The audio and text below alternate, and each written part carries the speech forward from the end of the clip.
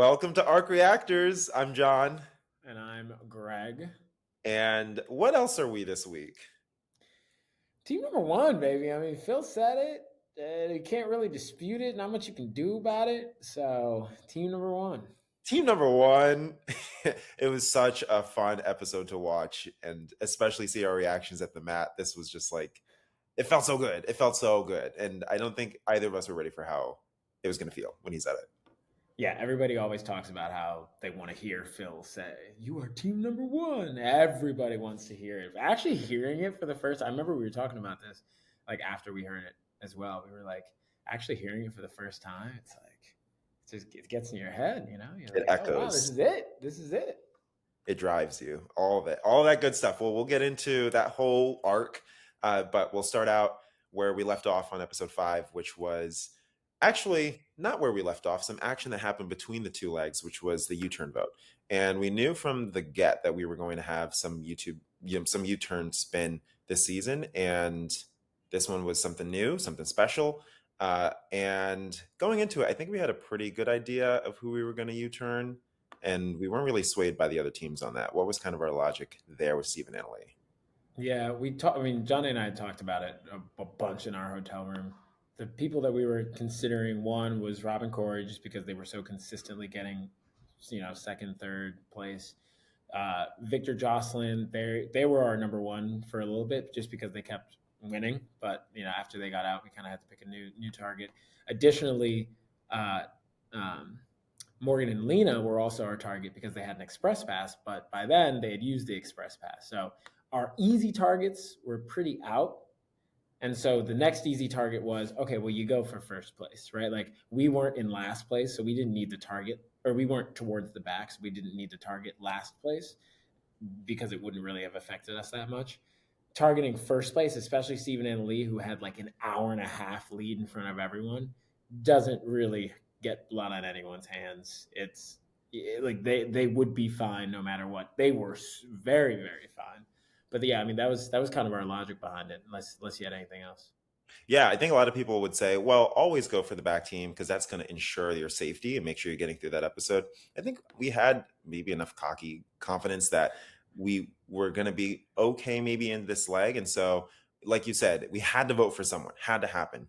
But why clip the end? We'll let the end fight for those spots. And let's go for someone who was in our way to a first place finish. I think it's one thing if you're in the middle of the pack and you can actually make a change in the back. But if you're in second place, there's kind of one obvious target to like ensure or at least improve your chances of getting to the mat first. So we honestly benefited the most from this, which like I wouldn't take back, but I wonder if other teams would feel the same.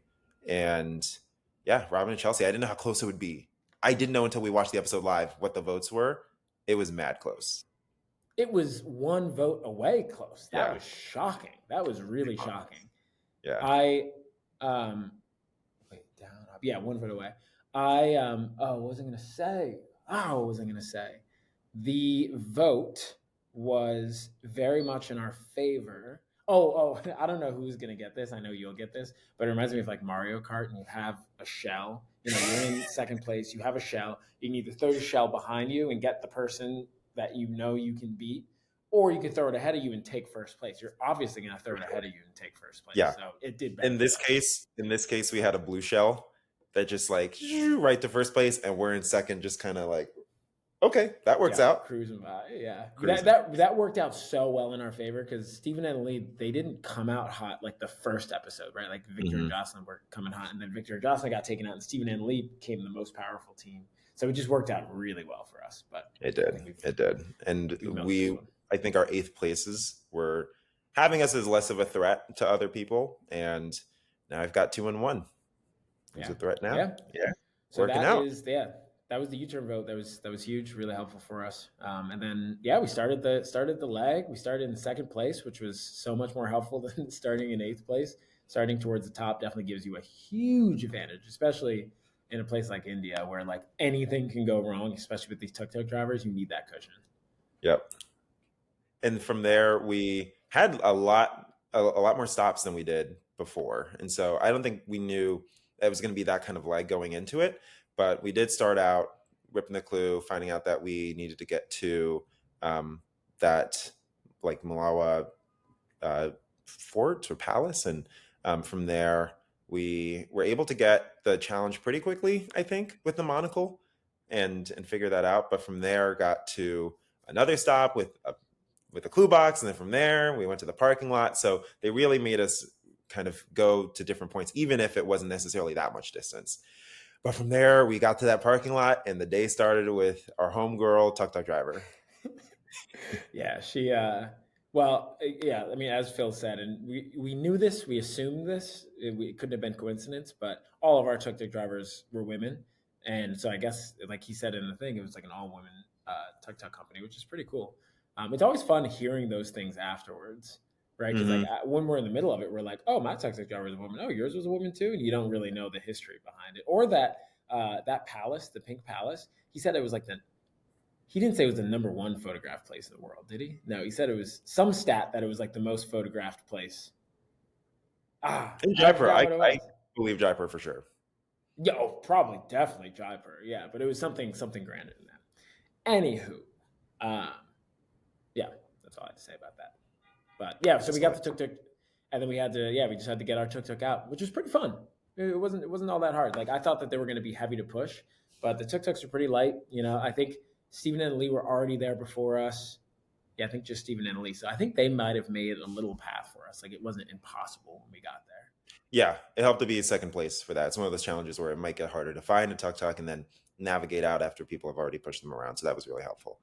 Yeah. And from there, we went to, yeah, this random spice shop where we got to see the U turn board. Unlike other seasons where we might have a U turn after you finish one of the detours, this was right here at the start. The teams knew what they were up to going into it. And it was beautiful looking across the street and not seeing our pretty little faces on that board. Yeah, we didn't. I don't know if we ever thought we were in high contention of getting U-turn just because everyone was talking about Stephen and Lee, Robin Chelsea. But you never know. The Amazing Race isn't really like a blind side type of show. But after watching Survivor, Big Brother, like you just never know. So yeah, having that confirmation, we were so amped. We were amped. Sorry, Stephen and Lee, but we were amped. You were amped, especially for the team again who was in front of us to try to get first. It's like Yeah, it helped our chances yeah, phenomenally. Yeah, for sure. So that was and from huge. there, And then yeah, yeah, and then we were choosing detours, and we ended up choosing bricks. yeah, we ended up choosing bricks. It was, I mean, I thought that was one of our best decisions because our tuk tuk driver was.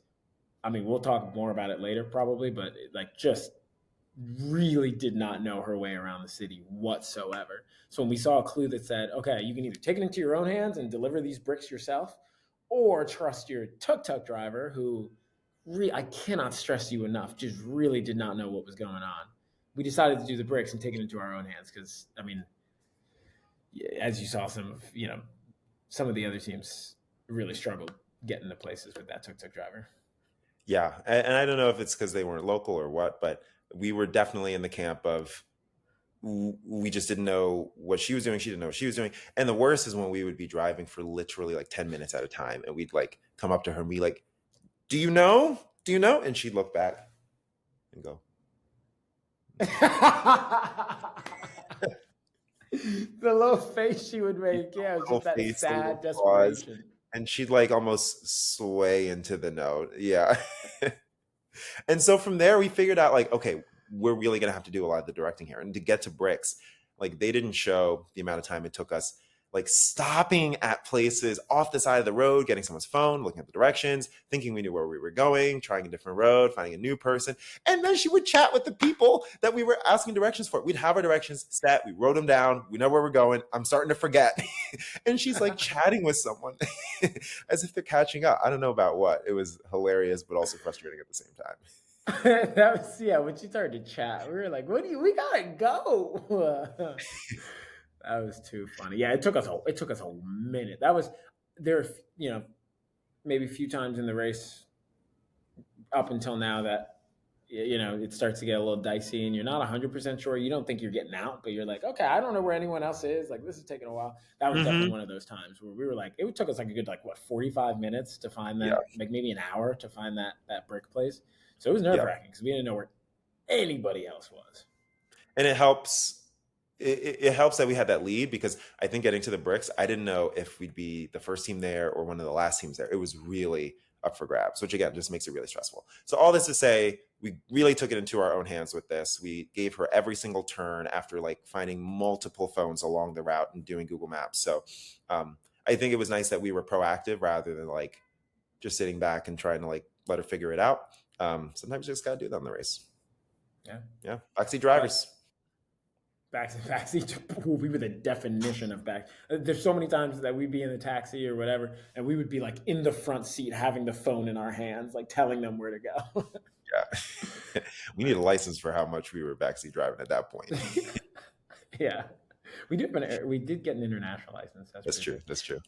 But yeah, the actual challenge was pretty hectic. You really saw it on the show. They said it so many times. Those streets were hectic. I mean, we like were hitting cars. I mean, I think Hmm. it was relatively normal for them, just in terms of how busy those streets are. But if this were in the United States, the police would be involved, insurance would be involved. We had to get people's information. It was very much not the case there. Hmm. Yep. Very helpful.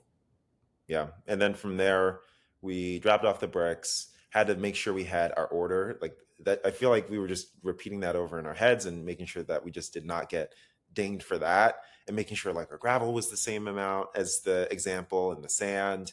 Just those little details. Like when you're in the race, you don't know how much they care. And it seemed pretty chill, or we just did everything correctly. But yeah, we just didn't know. Yeah, I didn't see anyone else get dinged for stuff like that. But yeah, I mean, John and I were so particular about certain things. Oh no, that's like even like at the fish challenge from Hmm. like 2 episodes ago. Like we had to make sure that each fish was like facing the right way and Yeah. like the eyes were in the right position. Sometimes it just doesn't matter. Yep. Exactly. Oh, and then one more thing too. Before we started the brick challenge, we saw Stephen and Ali, and we got shocked, right? Because Yeah. what they were like an hour ahead of us, maybe. Hmm. Hmm. Yeah, they were Yeah, about an hour ahead of us. Yeah. yeah. So so we thought that we weren't going to see them at all because they had to do both the U-turns or both the detours. But when we got to the bricks, they showed up to the bricks maybe 5 minutes after us. And we were like, dang, they already got done with that first detour. So they were pretty much caught up to us. But then we didn't see them for the rest of the day. So we didn't know what happened to them. We just kind of Yeah. assumed that, I don't know. I don't know what we assumed, but we didn't know what happened with the whole them having to go back. Yeah, it's amazing looking back how little I cared about that. Like it just didn't make sense in the moment, but you just got to keep moving forward because it's not going to help you. You have other teams you got to worry about. It's so bonkers how that just kind of slipped, and we just put our hands up in the air and just kept running along. That's wild. Yeah. Later on, we came to a conclusion, but up to that point, nothing. Nothing. Like didn't even consider it. Yeah, it really is tunnel vision. You just keep Hmm. moving. Yeah, It's pretty and it cool. was a good amount of distance we had to do that brick challenge. But when we came back, was able to get the receipt through. Found out we were going to another stop that was just a route info. Went into like this clothing store, which had like fabrics. It was nice. It was a nice little break. It was nice. It was quiet too. I mean, Hmm. the city of Jaipur is loud, so much honking and people talking. So going into this cloth store, which kind of acts as a, I don't even Like a what's dampener, that? like a sound dampener. Yeah, exactly, like a sound dampener. You just go in there and you go from this loud streets to this like silent back room, and it felt so good. It did. You get your clue, and then you find out we're going to another place. Thankfully, Rob and Corey had gotten there kind of the same time we did, and we were asking their tuk tuk driver to tell our tuk tuk driver just kind of what was up. And again, she gave us that infamous nod. We're like, she's like, yeah, we know. And so I think we just kind of trusted her in that at that point, and it worked out. She got us to the gardens pretty well. We showed up right at the same time as Rob and Corey, so now it's really just like a head to head essentially on who's going to get out of there first. But we elected you to do it. We did. We didn't know what was going on. We had cloth in our hand, so we're like, okay, cloth, textiles, like sewing. what are we doing here? But it was not that. I think that was our reasoning because I think Yeah, we thought it we were was our going to do reasoning. something. Yeah. Hmm. Yeah, and I like crochet and knit sometimes, so we were like, Exactly. oh, maybe that'll help. Reaching for anything.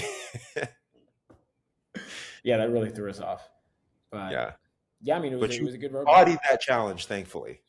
Thanks, Uh, thanks. Yeah, I didn't know how I didn't know like because obviously all I saw was Rob. Like I only had yeah. Rob to compare myself to, um, and I didn't know that like other people struggled with it because it was pretty fun and like once you got it down, like you just had to be steady. That's really just what it was. They didn't Mhm. really show us what the criteria they were looking for was because there were some of them where I was like, that one's fine.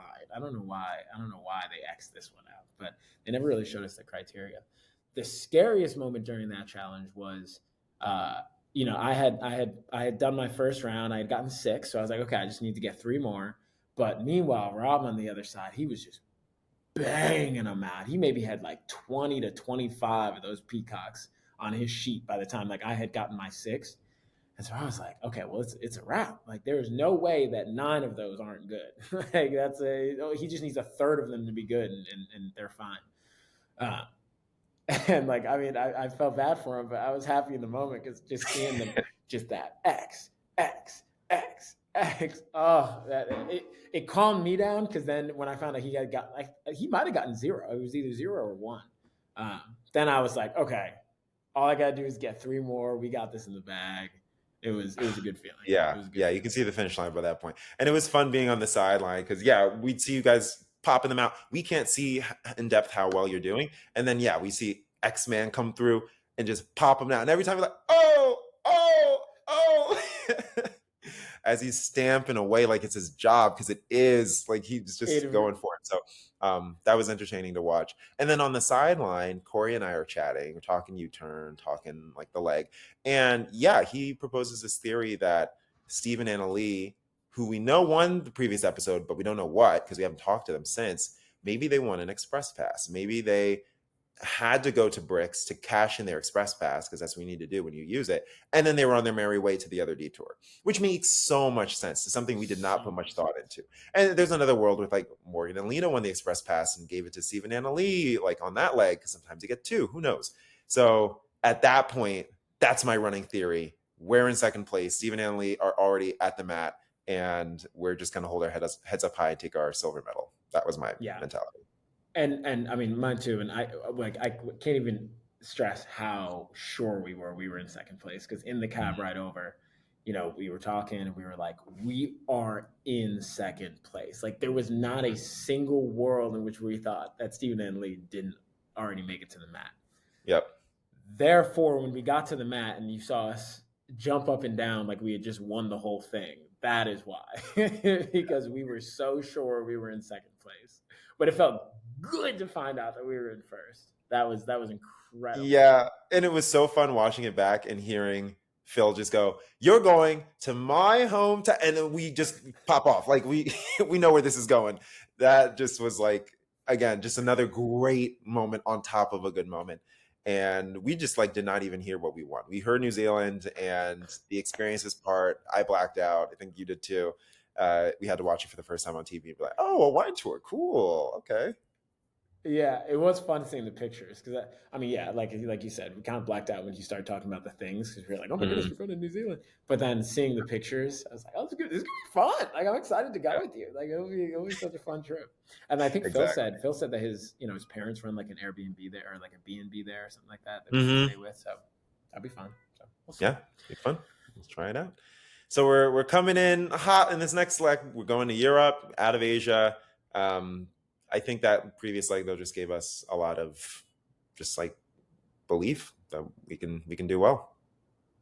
Indeed. Yeah, it was a fun leg. It was a fun leg. It was pretty hectic, like at least watching back, because we had to stop at so many different places. So kind of trying to follow the teams and where they were and how they're doing and everything uh, was a little bit tough. But shout out to Liam and Jeremy, man. They had the highest heads up at the end. Man, that was impressive. They were just having fun. Yeah, They had some good spirits. yeah. I couldn't do it. Couldn't do it at all. Yeah. We'll see how we do this next leg. Looking forward to it. Another Final week. space, man. Catch you in Yeah. Germany. Catch you in Germany. Yep.